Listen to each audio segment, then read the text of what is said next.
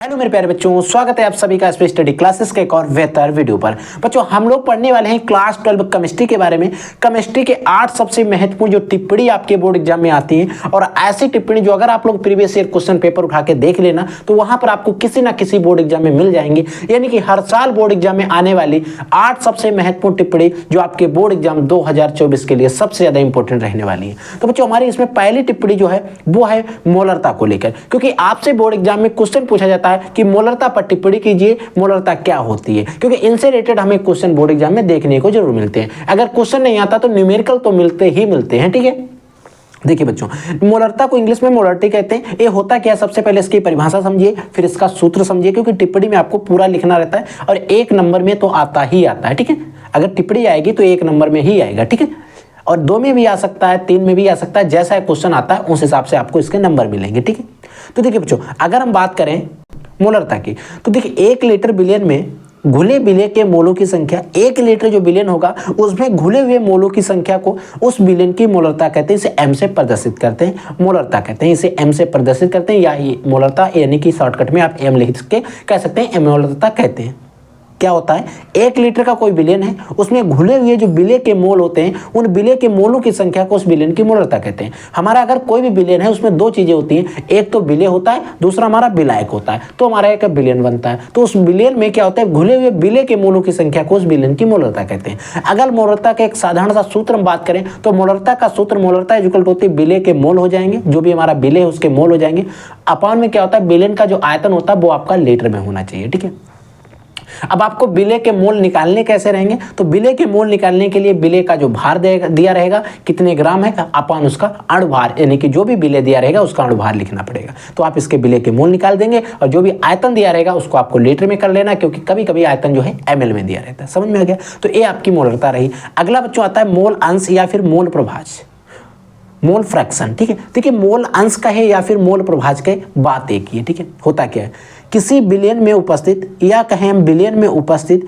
किसी एक घटक या अवयव के मोलों की संख्या। देखिए कोई भी हमारा बिलियन है, उस बिलियन में किसी एक घटक या अवयव के मोलों की संख्या तथा बिले एवं बिलायक के कुल मोलों की संख्या के अनुपात को उस अवयव का मोल प्रभाज या फिर मोल अंश कहते हैं। इसे हम x से प्रदर्शित करते, समझिएगा।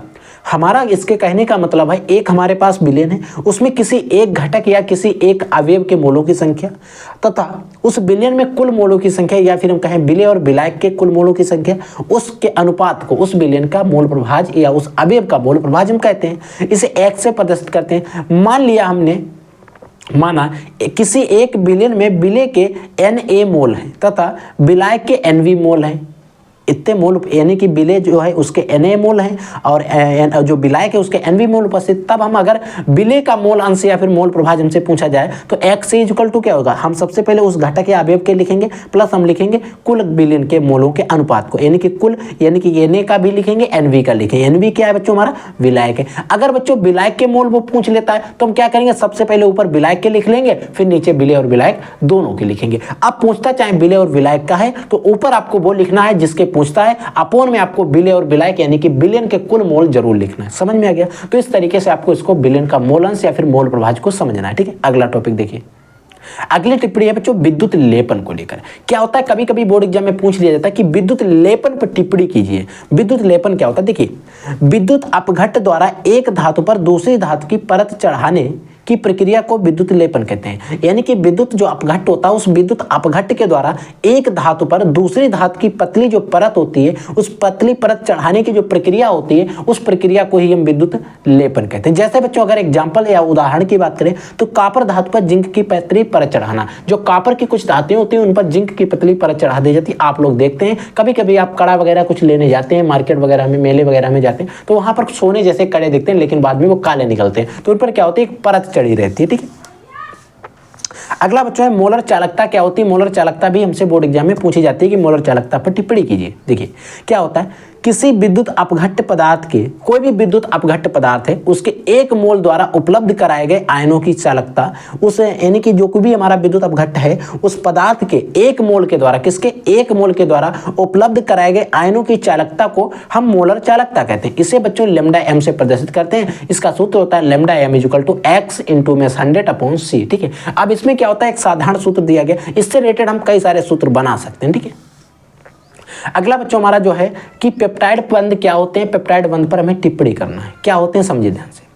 तो वे बंध जो प्रोटीन अणुओं के मध्य में उपस्थित होते हैं, यानी कि वे बंध जो प्रोटीन के अणु होते हैं उनके मध्य में उपस्थित होते हैं, ये प्रोटीन अणुओं को बांधे रखते हैं, ये प्रोटीन के अणु जो होते हैं उनको बांधे रखते हैं, पेप्टाइड बंध कहलाते हैं। यानी कि वे बंध जो प्रोटीन के अणुओं के मध्य में उपस्थित होते हैं और ये क्या करते हैं, प्रोटीन के अणुओं को बांधे रखते हैं, पेप्टाइड बंध कहलाते हैं। समझ में आ गया, तो पेप्टाइड बंध पर टिप्पणी हो गई। अगला हमारा बच्चों है जिसमें हमसे पूछा जा रहा है पावर अल्कोहल पर टिप्पणी कीजिए, या पावर अल्कोहल। ठीक है, पावर अल्कोहल क्या होता है बच्चों, पावर अल्कोहल में अगर आपके रिएक्शन याद है, पावर अल्कोहल = होता है पेट्रोल प्लस एथिल अल्कोहल, उसमें पेट्रोल 80%, एथिल अल्कोहल 20%। ठीक है, समझिएगा।